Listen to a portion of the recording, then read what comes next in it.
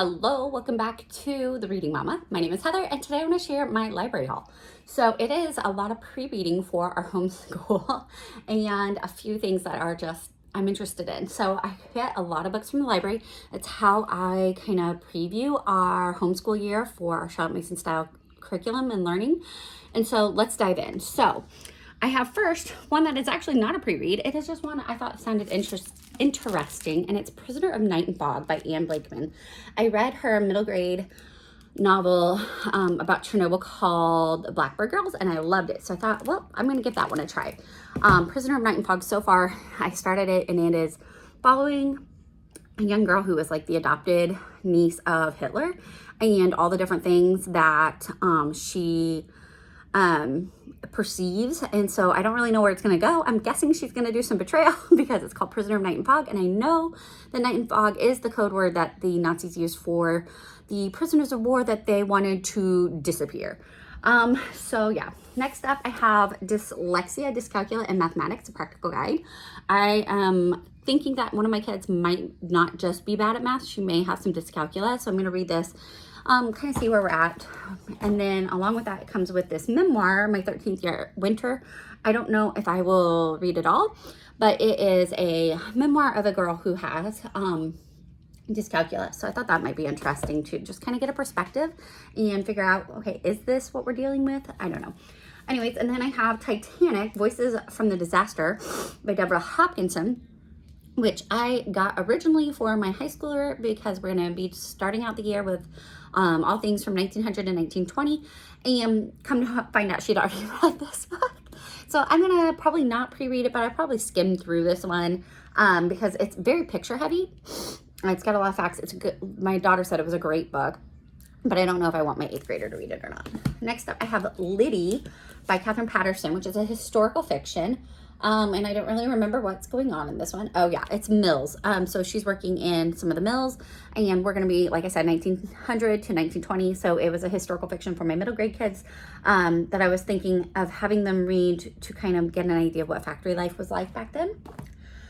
This is not a pre-read, but just a fun read. This is Friendly Persuasion. I hope I can get to it. So it's set in Indiana, which is where I live, during the Civil War. And I watched the movie with Gary Cooper, and so that was interesting. And I understand this is like a whole bunch of short stories, and that's what they took the book from. I don't know. It may be good. It may be not. The movie was like, whoa, what just happened? Because it followed a family in southern Indiana during Civil War, and they're Quakers, but not really Quakers, and they tried to stay out of the war, but they didn't. And yeah, so I'm interested to see how the book actually goes versus what the very old Hollywood did with it. Next up, speaking of Hollywood, I have War Horse by Michael Morpurgo. And I know I've seen this movie, but this is a middle grade novel of a war horse during World War I. So that's the next section that's what we would be studying also. And so I'm going to read this. Other than the fact that what I saw in the movie, I don't really know much about it. It's pretty short, so I think I can read through that. And then I have 3 books that are, I'm going to just show you right here. They are Jennifer Schiaverini, I'm guessing, and they are all set in that 1900 to 1920 section. And these are historical fiction. I'm hoping they're not too heavy on the romance, because I was hoping one of them might be good for my high schooler to read, because she loves historical fiction, but neither of us wants the romance thing. So the Canary Girls is, if I remember right, I think this is like the Land Girls, or no, these are let me just look. So the Canary Girls are, let's see here, are they the miners?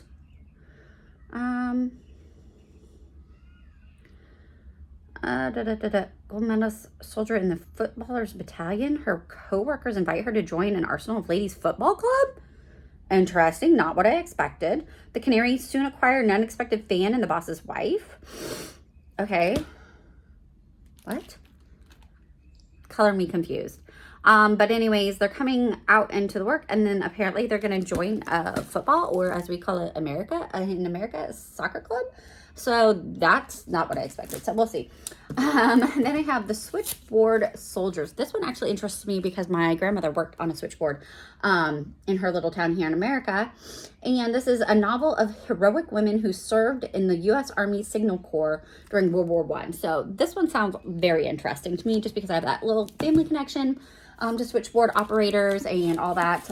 But we'll see.